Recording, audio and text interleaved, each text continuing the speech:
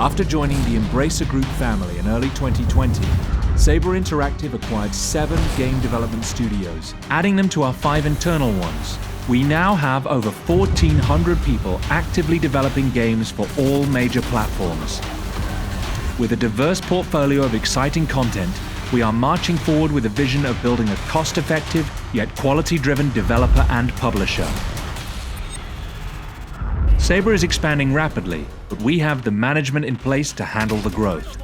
Our plan is not only to create original IP, but also to develop titles based on the vast library of games within the Embracer Group. As part of our expansion into the United States, Saber is proud to announce our latest acquisition, one of the industry's most established and respected companies, Aspyr. Ted Staloch and Michael Rogers founded Aspyr in 1996 to bring the most celebrated games to new audiences. Since then, they have developed and published almost 200 games, working on properties like Star Wars, Civilization, The Sims, Call of Duty, and Borderlands. Aspyr has long held business development relationships with 11 of the 15 world's largest video game publishers. To bring their partners' games to the market faster, they have developed proprietary technology called Aspyr Studio Libraries that helps reduce port times by 75%. Based in Austin, Texas, Aspyr is 140+ people and growing. For the last fiscal year, they earned over $40 million in revenues and generated an EBIT of close to $12 million. Let's hear a bit more from Ted and Michael. Aspyr's vision is to create games celebrated across the universe. And that is why we are so excited to be part of Saber and Embracer Group. The horsepower behind Saber Interactive's resources with the talent at Aspyr is a match made in heaven. Relationship is one of our core values, and we try to have long-term relationships. The way that works is by building trust. We did business with Lars, I think, maybe 15 or more years ago.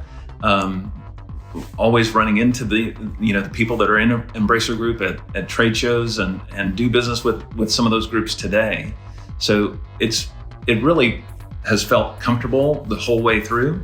We're excited about the future. We've got some wonderful, amazing content in our pipeline that we can't wait to get out there.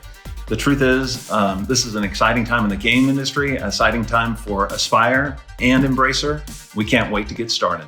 We are thrilled to add Aspyr to our roster of incredible studios, not only because of its great relationships in the industry, but also thanks to its quarter of a century of publishing experience.